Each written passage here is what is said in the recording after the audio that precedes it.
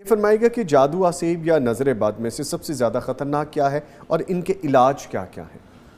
دیکھیں جی، رسول اللہ صلی اللہ علیہ وسلم کی بات تو کبھی جھوٹ نہیں ہو سکتی۔ بے شک آپ صلی اللہ علیہ وسلم نے فرمایا میری امت جو ہے نظر بد کی وجہ سے قبر میں جائے گی، اور نظر بد اس طرح جیسے کھڑا اونٹ ہانڈی میں، یہ حدیث سن رکھی ہے۔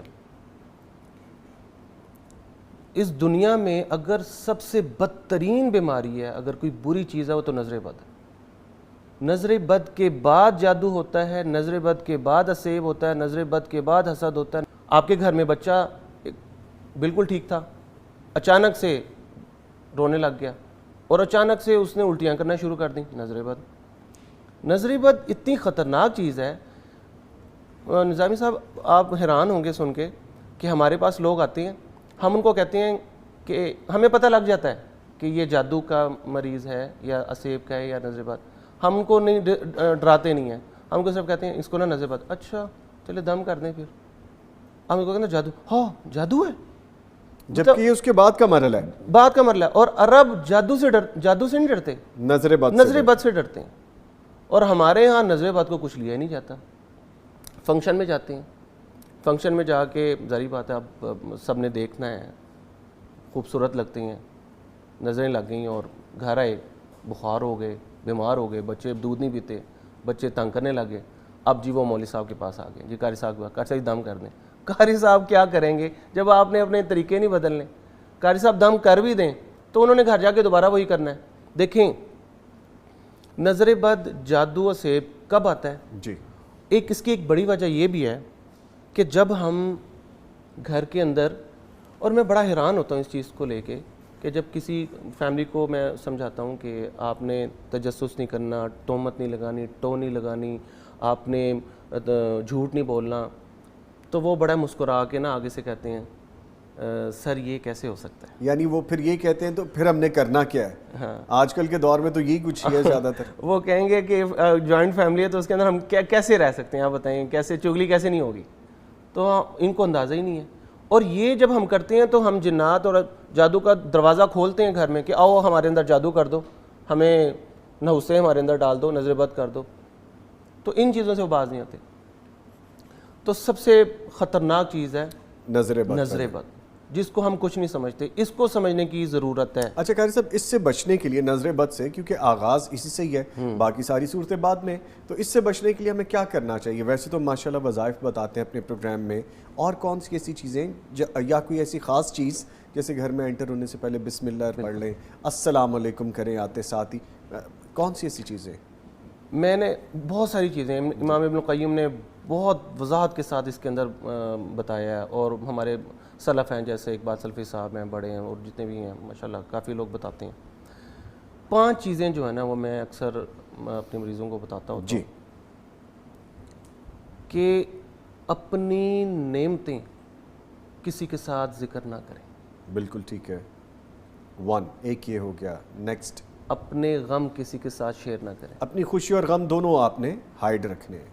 اگر ہم، ہوتا کیا ہے کہ ہم لوگ فار ایگزامپل، میرے پاس ایک بچی آئی پرسوں، وہ ادھر سے لے کے نا نیچے تک پیرالائز ہو گئی، اللہ، اور 3-4 دنوں کے اندر میں نے ان سے کہا کہ آپ نے ایسی کون سی نعمتیں ہیں جو لوگوں کو بتائی ہیں اس کے بارے میں؟ آپ میرے پاس کوئی بڑی، کسی نے جادو نہیں کیا، کچھ نہیں کیا، آپ مجھے بتائیں۔ تو کہنے لگی ہاں یہ بچی کے FSC میں پیپر بڑے اچھے ان کے ہوئے تھے، تو اس کے رزلٹ، اب اس نے یونیورسٹی جانا تو ہمارے خاندان میں پہلی بچی تھی، اور ہم نے سب کو بتایا تھا، سوئیاں لگی ہیں، مطلب اس کو ایسے لگا جیسے سوئیاں چبھ رہی ہیں، کرتے کرتے پیرالائز ہو گئی۔ تو ابھی آنے سے پہلے مجھے فون آیا ان کا، جو چیزیں میں نے ان کو بتائی تھیں، جی، وہ کہتے ہیں وہ ٹھیک ہونے لگ گئی ہے، ڈاکٹر نے جواب دے دیا کہ آپ دم وغیرہ کروائیں۔ تو پہلے نمبر پہ اپنے غم اور اپنی خوشیاں، آپ کو بہت دل کر رہا ہے نا کسی کو بتانے کو، تو آپ وضو کریں، 2 رکعت نفل پڑھیں، اللہ کو بتا دیں، بیوٹیفل بیوٹیفل، اللہ کو بتا دیں، اور اس کے شکر ادا کریں، اس کا شکر ادا کریں۔ نہ تو نظر بد لگنی ہے، نہ تو راز فاش ہونا ہے، سکون بھی ملنا ہے، اس ذات کو بتا رہے ہیں جو پوری دنیا کے راز رکھتا ہے اپنے۔ خوشی ملی ہے تو اس کا شکر ادا کریں، دکھ ہے تو اس سے آپ کہیں کہ اللہ تعالیٰ ہمیں معاف کر دے۔ لیکن قاری صاحب ہم تو یہ کرتے ہیں، سوری آپ پلیز کیری آن کیجیے گا، ہم تو یہ کرتے ہیں کہ ہم فوری طور پہ اسٹیٹس لگا دیا, فوری طور پہ سوشل میڈیا پہ لگا دیا, میں نے یہ بائی کیا ہے, مجھے یہ ملا ہے, تو یہ نظر بد. یہ نظر بد منع کرتے ہیں. میرے پاس کتنے ہزار لوگ ہیں, مطلب جو ہمارے پاس جن کا اسٹیٹس, اکثر میں ان کو منع کرتا ہوں کہ آپ نے اسٹیٹس نہیں لگانے اپنے بچوں کا, وہ لگائے. اب کیا کرتے ہیں کہ میرے پاس آنے سے پہلے وہ بھی اسٹیٹس لگائیں گے کہ جی آج ہم دم کے لیے جا رہے ہیں, قاری صاحب کے پاس دم کرنے کے لیے جا رہے ہیں. ہم نے نظر بد کو ختم کرنا ہے. اب بتا کے میں جو علاج کروا رہے ہوتے ہیں میں ان کو یہ بھی بتاتا ہوں کہ آپ نے یہ بھی نہیں کسی کو بتانا کہ آپ کے اوپر نظر بد ہے, یہ بھی نہ بتائیں کہ آپ علاج کر رہے ہیں. خاموشی کے ساتھ علاج کریں, احتیاط ضروری ہے, احتیاط بہت ضروری ہے. ٹھیک ہے, آپ نے 2 چیزیں بتائیں, اپنی نعمتیں اور اپنی خوشیاں اور اپنے غم, یہ اللہ تعالیٰ کو بتائیں. ٹھیک ہے. نمبر 3 پہ کہ گھر کے اندر غصہ نہ کریں. اچھا, جس گھر میں غصہ ہوتا ہے اس گھر میں شیطان ہوتا ہے, اور جس گھر میں شیطان ہے وہ گھر میں بحث لے کر آئے گا. اچھا, اسیب والا مریض جو ہوتا ہے نا وہ بلا وجہ بحث کرے گا. آپ نے دیکھا ہوگا کہ وہ بحث کر رہا ہے, بحث کرتے کرتے کرتے وہ لمبی بحث چلی جاتی ہے, اس کا کوئی علاج حاصل نہیں ہوتا, بس وہ بحث ہو رہی ہے. وہ بحث لڑائی میں, اور لڑائی کے بعد وہ اللہ معاف کرے طلاق, اور اس کے بعد شیطان خوش, اب اس کا کام ہو گیا, شیطان نے تو اس کو گلے لگا لینا ہے. تو 2 چیزیں کہ اپنے ایک گھر میں غصہ نہ کریں اور ایک گھر میں بحث نہ کریں. 2 چیزیں, یعنی کہ 4 چیزیں ہوں گی, ایک غم اور ایک اپنی نعمتیں.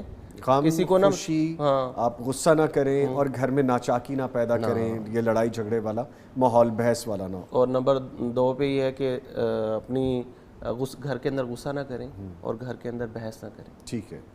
اور نمبر 5 پہ کہ اپنی نعمتیں لکھیں روزانہ.